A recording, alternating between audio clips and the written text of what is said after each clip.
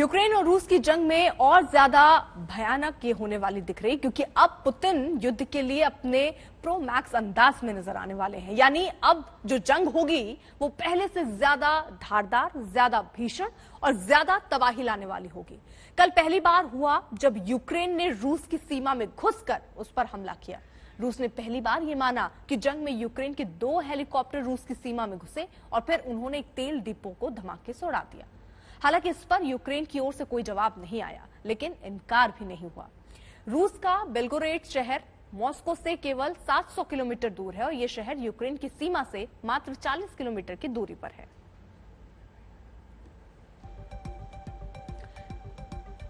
Ukraine की सीमा से 2 helicopter उड़े, वो रूस की सीमा दाखिल हुए, वो भी 40 किलोमीटर अंदर तक गिर गए और फिर उन्होंने बेलगोरेड के तेल डिपो पर हमला कर दिया।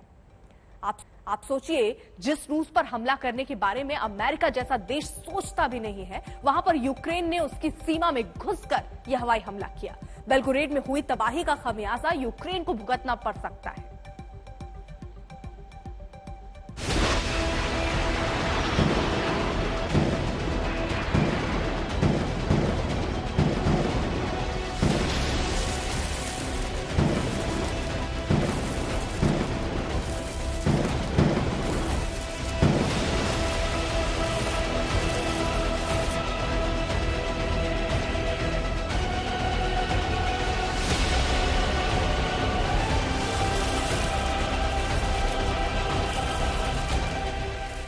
रूस के बेलगोरोड शहर में उठ रही ये आग और धुआं यूक्रेन को नई मुसीबत में डाल रहा है।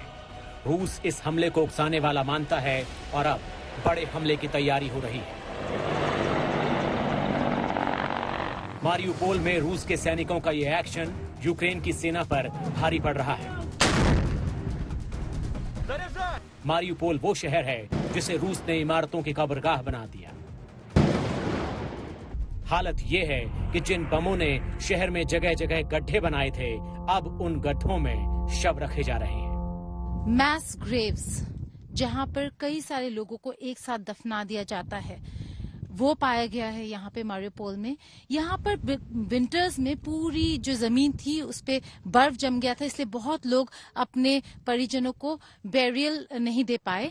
लेकिन क्योंकि यहाँ पे एक एयर बॉम्बिंग हुआ था जिससे ये क्रेटर, ये गड्ढा बन गया था, उसी में हम व्यूअर्स डिस्क्रेशन एडवाइस करते हैं, क्योंकि जो तस्वीरें हम दिखा रहे हैं वो काफी दिल को दहलाने वाली हैं। यहाँ पर लोगों को डाल दिया ताकि इसको बैरी कर सके, लेकिन बैरी नहीं कर पाए। तो मैस ग्रेव्स नजर आ रहे हैं, मुश्किलें हैं लोगों के लिए। और युद्ध का एक जो रेमनेंट होता है, एक जो रिजल्ट होता है, वो ये भी होता है कि कैसे अपने लव्ड वंस को वो लोग एक डिसेंट बेरियल दे पाए। ज़ेलेंस्की लाख बड़ी बड़ी बातें कहें, लेकिन यूक्रेन के शहरों में मलबे के ढेर के अलावा कुछ नहीं बचा। युद्ध के अंतिम परिणाम का संकेत है यूक्रेन की ये तबाही। खार्किव में ड्रोन से ली गई ये तस्वीरें युद्ध की विभीषिका की कहानी कहती हैं। इस कहानी में डर है और इमारतों के खंडहर बनने का दर्द भी। यहां कुछ नहीं बचा। जमींदोज हुए आशियाने चोट खाकर मलबा बने पड़े हुए हैं। इन तबाह शहरों में जंग के निशान और तबाही का आधुनिक सामान यहाँ वहाँ बिखरा पड़ा है। यहाँ हथियार भी हैं और उनके शिकार भी, लेकिन इनका हासिल कुछ भी नहीं। कौन कहेगा इस खूबसूरत खार्किव को कभी इमारतों से सजाया गया था। सभ्यताएं विकसित होती हैं जीवन सुलभ बनाने के लिए, लेकिन सभ्यताएं जब एक दूसरे को खत्म करने पर उतारू हो तो शहरों की तस्वीरें कुछ ऐसी होती हैं। खार्किव में रूस के हमलों के बाद गैस पाइपलाइन में जोरदार धमाका हुआ और जगह जगह ज्वालाएं भड़क उठी। कीव के लिए जंग अब भी जारी है। कीव के कुछ बाहरी हिस्सों पर यूक्रेन का कब्जा हो गया है, लेकिन रूस के साथ उसकी गोलीबारी अभी थमी नहीं है। इसी का एक वीडियो सामने आया।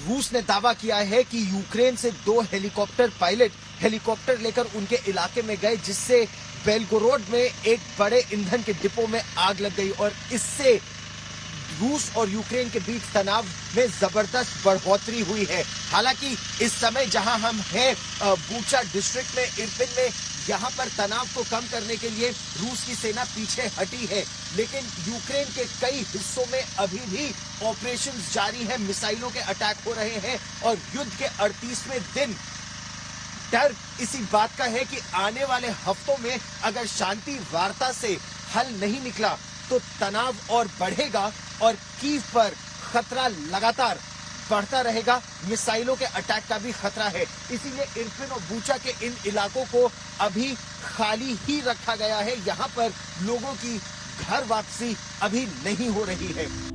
कीव के बाहरी इलाके को कब्जे के चक्कर में रूस ने पूरी तरह से जमींदोज कर दिया।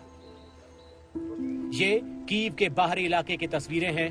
सड़क पर जंग में तबाह हुए टैंकों की प्रदर्शनी लगी है। ये तबाह टैंक अब भी सुलग रहे हैं। इन टैंकों को इनके कर्म का फल मिला है। ये शहर तबाह करते करते खुद तबाह हो गए। जब जंग चल रही हो तो ना शहर सुरक्षित होता है ना घर। अब कीव के बाहरी शहर दिमित्रिवका एक वीराना है, जहां जान बचाकर पलायन कर गई सभ्यताओं के अवशेष पड़े हैं। रूस के हमलों ने यूक्रेन के शहरों को कहीं का नहीं छोड़ा। रूस ने युद्ध में तो बम गिराए, लेकिन उसके बमों ने लोगों की सालों की मेहनत उजाड़ दी। अब जरा आप इन टैंकों को गिनते चलिए। कीव के रास्ते में ऐसे ना जाने कितने ही टैंक सड़क पर जली हुई हालत में पड़े हैं। ये तबाही के वो सामान हैं जिनके दम पर कोई देश युद्ध में जीत का दम भरता है। लेकिन आज इनका भी हाल देखिए। यूक्रेन की सेना का दावा है कि ये रूस के टैंक थे जिनको उन्होंने तबाह कर दिया। अब उजाड़ टैंकों का प्रदर्शन यूं ही सड़कों पर हो रहा है। जब जंग में बमों की बयार बह रही थी, तब एंटोनोव एयरपोर्ट की बमबारी की तस्वीरों ने सभी को हिला दिया था।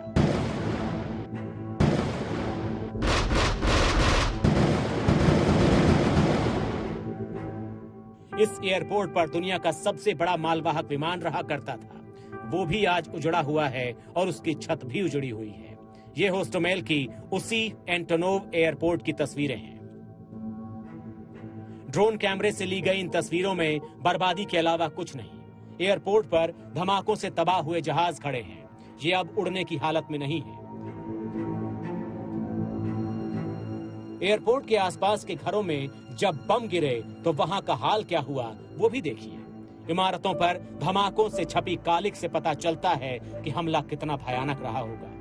ये दुनिया के सबसे बड़े मालवाहक जहाज का हैंगर है जो अब पूरी तरह से बर्बाद हो चुका है। इस जगह को रूसी सेना ने खास तौर से तबाह किया था। कीव से गौरव सावंत, राजेश पवार और मारियुपोल से गीता मोहन, आज तक।